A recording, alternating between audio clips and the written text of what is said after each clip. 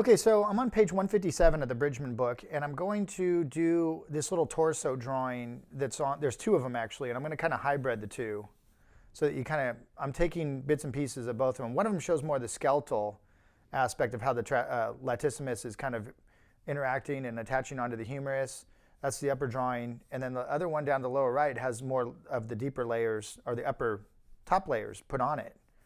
So I'm going to start between the two. So here's my rib cage, slightly angled egg. Now he's got the bone fairly nicely drawn and cleanly drawn for him. I have to applaud him for that. So there's my the beginning of my scaffolding of the pelvic bone. And then the oblique muscle, look at, he's really explaining in this upper sketch how the oblique muscle connects from the pelvic connection, and you can see the pelvic bone and where it connects on it, up to its interaction between the serratus muscles and the individual ribs. So it's a shape that comes up something like this. Now, the reason we want to remember this shape is because we're not going to see it this way on humans. You know, it's going to be hidden with fat pads and all kinds of other stuff. And now here's the latissimus coming in and attaching onto also the pelvic bone. So the iliac crest, or the crest of the pelvic bone, is very active with attachments of all kinds of ligaments as well as muscle attachments.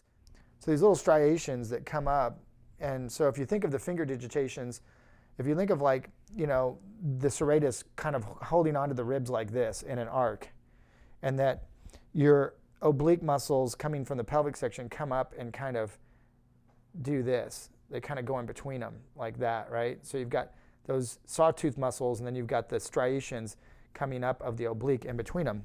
That's what we're dealing with right now in this little vicinity. So on a drawing like this, I would have to say it's probably like from maybe like above, like coming down like here, not maybe so much from this angle. But it's confusing. And that's what confuses me about his drawings, is I can't really find lighting, his lighting at all. So, and lighting is one of the best ways to reveal form. And that's why we use a nice 500 watt, 300 or 500 watt bulb in our classes. Yes, it's boring lighting. I mean, it's lighting that would bore a really advanced draftsman or painter.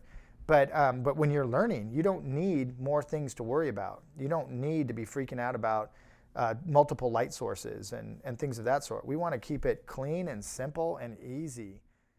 So again, that might be more what the shadowing was supposed to look like on the side of the drawing there, a little bit more like that. Once I have that in, then theoretically I could go back and reverse engineer lighting on all the forms that are rolling. But again, that becomes a lighting exercise versus, you know, which is not bad exercise to venture into a little bit every once in a while, is learning to go in and invent believable lighting off of one of Bridgman's drawings or one of your own. Because if you're going to go into concepting, visual development, you're going to go into movie work, animation, you know, you're going to be inventing a lot of lighting. I mean, first you got to draw the form, and then you got to light the form. But it helps if you know who's in front of who, and you can find one shadow that helps get an anchor point. You should be able to reverse engineer that lighting around all the other forms, knowing how big those forms are, how far they come off the body, from experience of drawing from live models, drawing from photos. So then you're extrapolating, you're pulling applied knowledge off of other exercises into this exercise. Okay, so we have latissimus.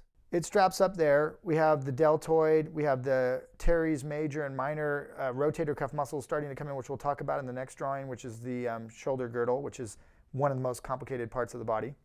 Behind the shoulder blade, in other words, behind your back, around your shoulder. Pectoralis muscle, large. We're not separating it into all the heads like we talked about in the last drawing. It's, you know, again, it's not, you know, we got to pick our battles and what is it we're trying to emphasize. On this particular drawing, it's a lot about the interaction of the latissimus, the serratus, and the oblique muscles and how they connect onto the pelvic bone. Hey guys, Jeff Watts here. If you liked the video you just saw, go ahead and check out the full course online on our website. It has about 20 hours of video where you can see all the demos I've done here in full. I also have put together a book, Watts on Bridgman Volume 1, which coincides with the online course. Thanks again for watching. Hope to see you on the course. Take care and keep pushing play.